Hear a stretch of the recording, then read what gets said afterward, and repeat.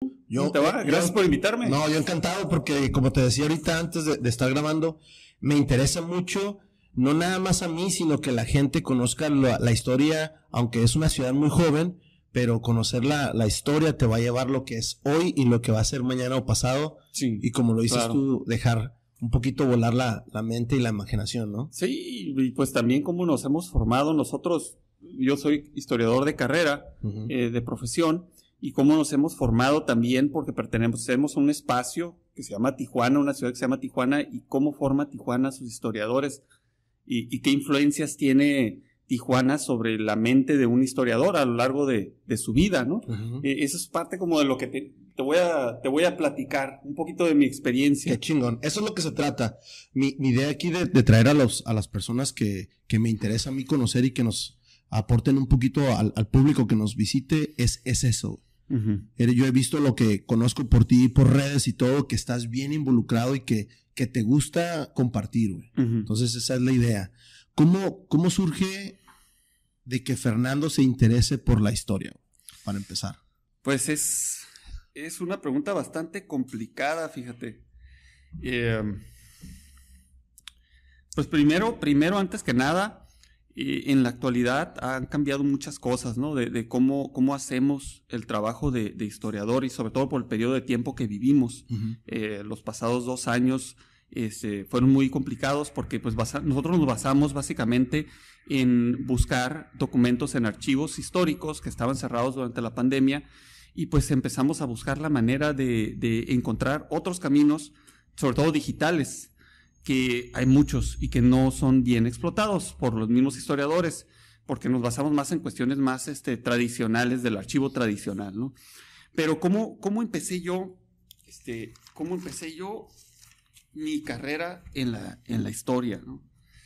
En mi infancia yo percibí la historia a través de caricaturas, a través de películas de ciencia ficción. Estamos hablando de que hubo caricaturas como Los Caballeros del Zodiaco que hablaban de mitos griegos, romanos, escandinavos, hasta orientales, ¿no? Pero de una manera súper sencilla, claro, ¿no? Una interpretación muy sencilla, pero se te queda grabada a lo largo del tiempo. Y pues también eso entre el 1993 y 94, yo de haber tenido como 8 o 9 años, ¿no? Cuando empezaron esas caricaturas. También películas como Jurassic Park, de ciencia ficción, como Back to the Future, como Stargate, en 93, 94 y Back to the Future, pues un periodo largo de tiempo, pero pues esa era la misma época que la repetían y la repetían en la televisión. Claro. Entonces uno se emocionaba, ¿no? Se emocionaba en lo que significaba las posibilidades que tenía el ser humano para o ya sea ir al pasado o traer el pasado al presente. Y eso como niño, pues se le abre la mente, la imaginación muchísimo. No es que yo haya elegido en ese momento ser un historiador, pero empiezas a razonar y a pensar qué es el tiempo, qué es el pasado, qué es la memoria, qué podemos hacer nosotros para estudiarla o para vivirla, o a lo mejor hasta conocer a un pariente nuestro de hace muchos años que ya falleció, o a una figura histórica de hace muchísimos años, de milenios, ¿no? Y así empezó, ¿no? Por ahí también me interesé mucho en la serie de Sliders que pasaban por la televisión, 96, 95, 96, de viaje a través de wormholes, pero a veces atravesaban estos gusanos en el tiempo y llegaban a otras épocas. Y el mundo era el planeta Tierra, pero era de diferentes maneras. A veces estaban dominados por los nazis, a veces eran épocas totalmente distintas, ¿no? Entonces ahí como que fue mi inicio en lo que yo percibía como algo divertido el pasado, ¿no? Algo muy entretenido que me alimentaba mi alma, mi corazón y me emocionaba.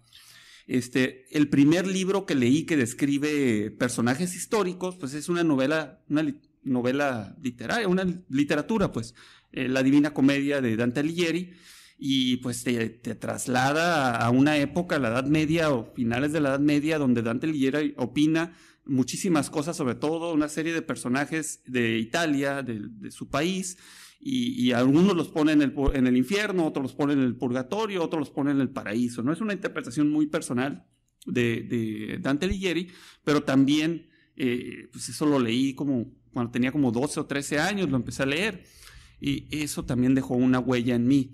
Entonces no me estoy guiando, de muy chiquito no estaba leyendo yo que historia de la Primera Guerra Mundial o de la Segunda Guerra Mundial, sino más bien por otro camino iba ingresando, ¿no? Literatura, ciencia ficción, cine, hasta caricaturas de muy chico. Claro. ¿Sí?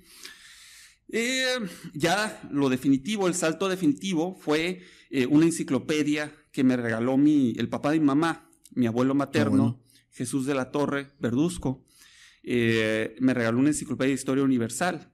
Entonces la historia dice que, la experiencia dice que me dio a escoger él entre una enciclopedia de historia de México a través de los siglos o esa otra enciclopedia de historia universal.